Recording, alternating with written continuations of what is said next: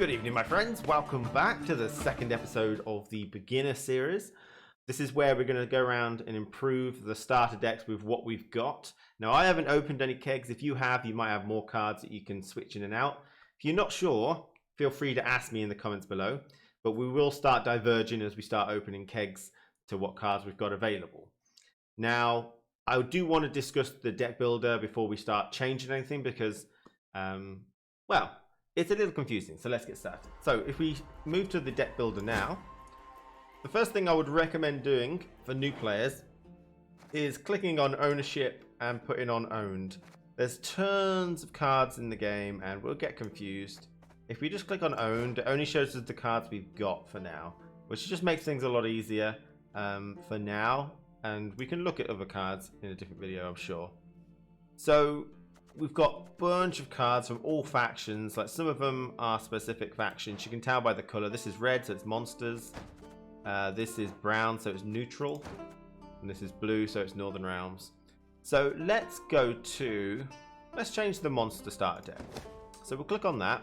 And there's a bunch of numbers up here I want to explain first. The first one is the deck needs at least 25 cards in it. You don't really want to go over 25, stick to 25.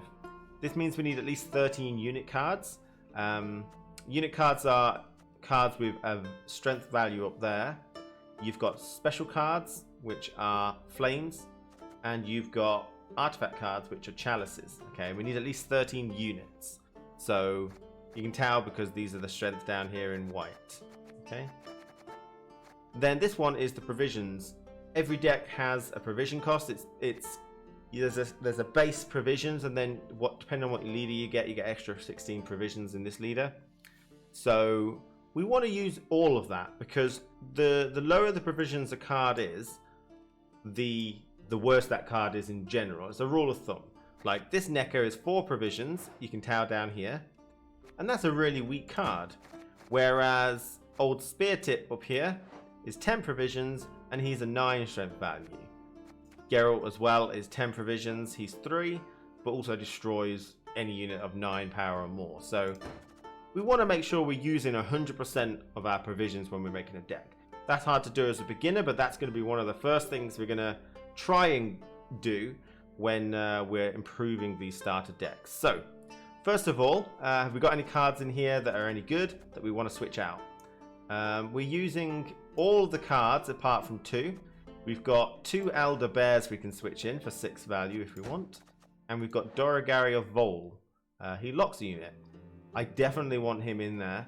He should be in there. He's a gold card. He's worth it. We've got the provisions. He's worth 7. And we've got the spare. If we put him in, we now have 26 cards. I don't think that's good. So let's remove a card that we don't want. A weak one if possible.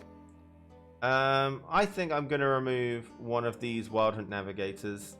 It's a bit of boost, don't really need it, don't care, so I'm removing one of those. 25 cards again, and we've got a better card in. Bam, easy. The next thing is, I've looked through this deck, and it's a mishmash of everything. We've got Consuming from the Graveyard, we've got a big strength unit to consume. We've got a bit of Thrive, you know, a bit of Death Wish, a bit of Consume, a bit of everything, so it's a bit weird. Now, the leader ability, like I said in the previous video, as a beginner you've got access to all leader abilities. They're not tied to the model or the character you're playing as. So this one boosts an allied unit by 3 and gives it shield. We haven't really got anything worth shielding. Nothing here is that valuable. So we're going to take that one off. That gives us 6 value because we get 2 charges. And these are all the leader abilities. These are basic and advanced, but we can do that one. Boost the unit in your hand by 8. That's not bad. Just put it down as your last card. It's the most defended. There's no reason to do that though. There's no synergy involved. We've got Death's Shadow. Destroy an allied unit, then spawn and play a base copy of it. That can be really powerful with some certain cards. We haven't got anything that's massively powerful. We can trigger the Death Wish, but I don't think it's worth it. You only get one go at it, and it's not that worth that much. Araka Swarm. You can spawn a 1 strength drone on an allied row, and you get 5 charges. And whenever you play an organic card, you get another one for free. We don't really have any organic cards, and we don't need 1 strength things. We're not doing anything that synergizes with that. We can spawn a 1 strength, and it has thrive. It's kind of useful, but I don't think we're getting the most out of it, because we won't do that either. Give an enemy unit bleeding, and you get 3 charges, and once you use it all, you spawn a 2 strength Ekimara. Also, don't think that's going to be that good right now, no synergy. Overwhelming Hunger is, I think, what I'm going to choose. You destroy an allied unit and then spawn an Ekimara on its row and boost it by the destroyed unit's power. So it's basically just a way of activating Death Wishes and not having to rely on consume cards in your deck. So we get 6 value from this and any Death Wish power. So I'm going to say that's a better version in my opinion. So I'm going to plot that out right there. We get less provisions with this one, but we've still got plenty left. I guess the question is, do I want... How many Death Wishes have I got? I've got 1, 2, 3, 4. I've only got 3 charges on the leader. I've got to consume an ally. Trigger it. So we don't necessarily need both those Seleno Harpies, but I think that's fine. We can use the leader ability for other more advanced techniques if we come across that. So that's the initial improvement of the monster one. The Skellige one. Damage an enemy unit by 1, cooldown 2. So you get to use that about, I think it's 8 turns, about 8 times over the course of an entire game. Right, a lot of similar cards. Let's see if there's any cards here that we haven't used. Okay, so we've used all of them, apart from Thunderbolt and Alzur's Thunder. Alzur's Thunder, 5 damage is really good. Get rid of those engine cards, cards that generate value over time. So I might try and stick those in. Okay, so looking at these, we've got Bloodthirst, Boost South. Bloodthirst, it's a mechanic whereby the number of damaged enemy units triggers this ability. So I need 2 damaged enemy units, and he does 4 damage instead. So this seems to be... This seems to be all about damaging. So there's a lot of removal here and a lot of damage. But most of these don't actually want to kill things either.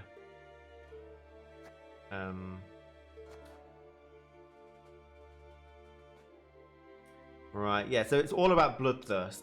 It's not an easy mechanic. Damaged by the amount of damage units on this side. So you don't want to be removing things most of the time, but it's still worth removing engines. So we've still got some spare provisions. Damage unit by 4, Bloodthirst 2, damage it by 6. I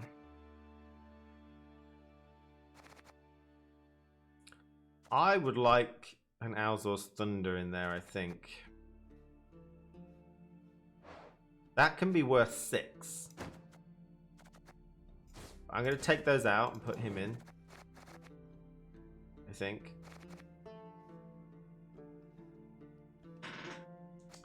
Just because removal is going to be really good to deal with Northern Realms that I played in the previous video. And I think that's it. Let's have a look at the leader ability. We are very Bloodthirst, so I think the Onslaught is very good because it allows us to just ping loads of enemies. Split 8 damage randomly between all enemies, ignore their armor. Discard a card, draw a card. Deck's not discard. Play a Skellige unit from your graveyard. We haven't got anyone that's particularly good yet. Play Arnulf. He's 11, but also gives the opponent some sirens. Damage allied units, and then when you spawn a bear when you're finished. And move an Skellige unit from your deck to your graveyard. So that's discarding. So actually, Onslaught is pretty good in this one. We'll keep it. This is a deck that's based around damaging your opponent's side and trying to keep them damaged. Don't let them buff too high and stuff. So, okay, not bad. Nilfgaard. Nilfgaard's. Have we got any cards here that we haven't used? Thunderbolt, Lacerate, Doragaria Vol. He's good, of course. Stick him in. No reason not to use him. So we've got 1 card more than we need, so we can get rid of something low. But let's have a look what the deck is about. Right, seizing an enemy. So that means bringing it to your side, stealing it. So that can be quite good if you weaken an engine and then bring it to your side.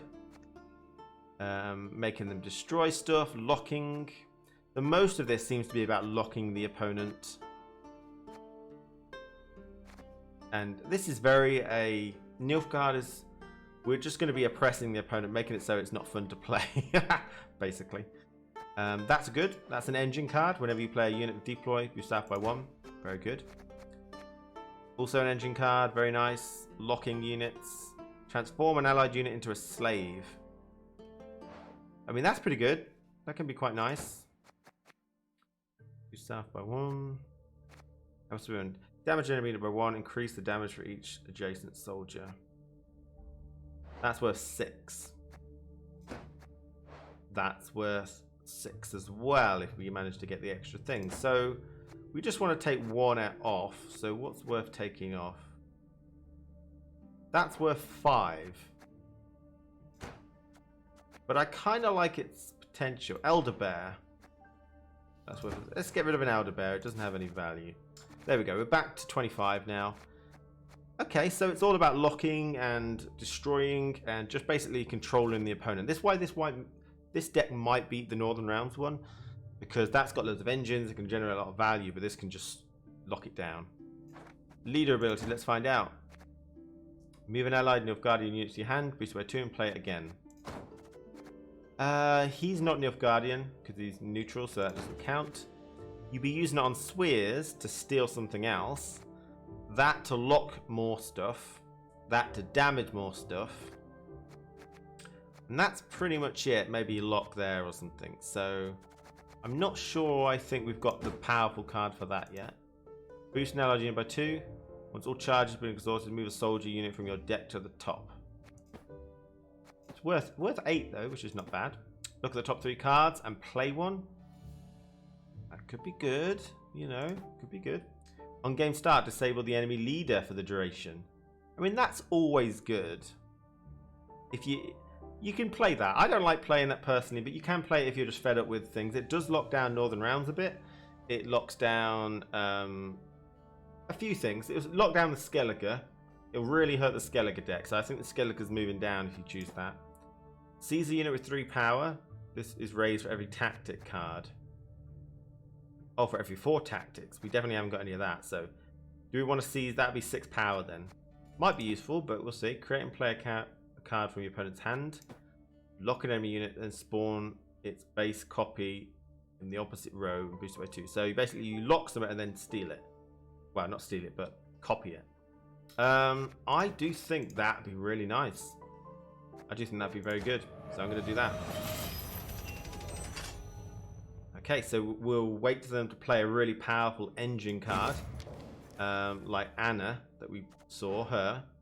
The boost every turn. We'll lock their version and we'll copy it. So we get an extra one. I'm pretty sure the one we get is not locked. So amazing. We've got Scoia'tael. Scoia'tael. What cards are we not using? Thunderbolt. Alzor. Elder Bear. Lacerate. Okay, so we've got damage.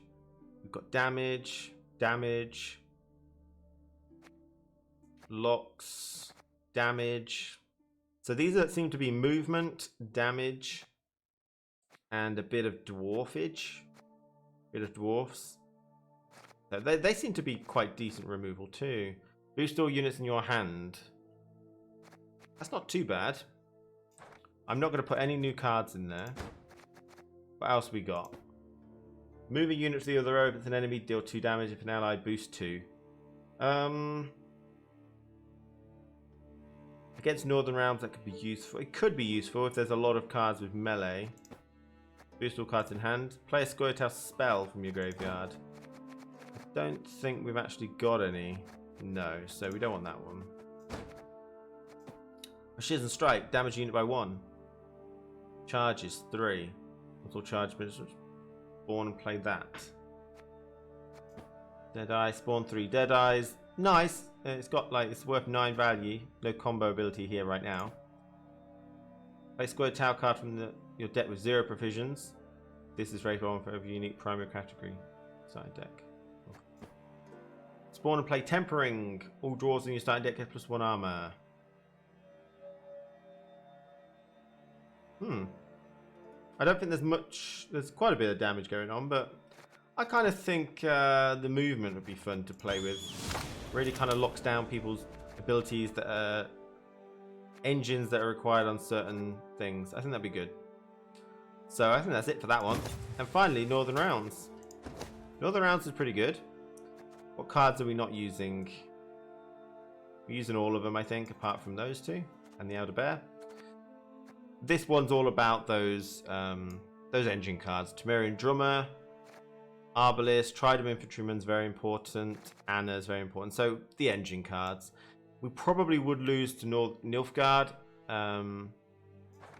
It's got a bit of Inspired, so maybe Inspired Zeal will be good. Boost now. Oh, that might be even better. That's basically, you don't really get much of the Zeal in this, so Royal Inspiration is better. Play an allied unit from your deck and boost it by 2 and give it Zeal. Play a copy of an allied. Damage unit by 8. Death blow, give adjacent units bleeding to the excess. Give 1 charge to an allied unit. Play Northern Realms faction card from your hand, then draw 1. Could be nice. And boost an allied unit by 1. And then spawn Illyrian Scytheman.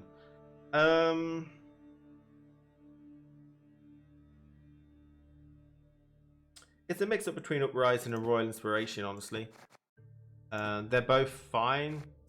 It depends how... If you start losing, that's going to be less effective. That's worth about 8, I think, in the whole game. So this will be worth 3, and plus whatever all that is. So that's 6. You might boost a couple, so... I think I prefer this one. But Royal Inspiration would be quite good. Okay, and that's all of the decks.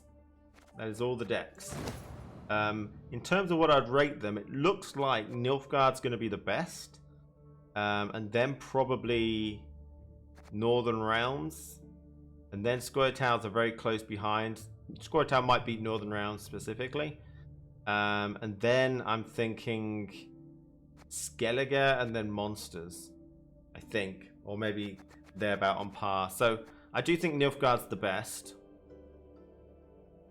And then these two. And then these two. Right, we're not going to play a game with them today.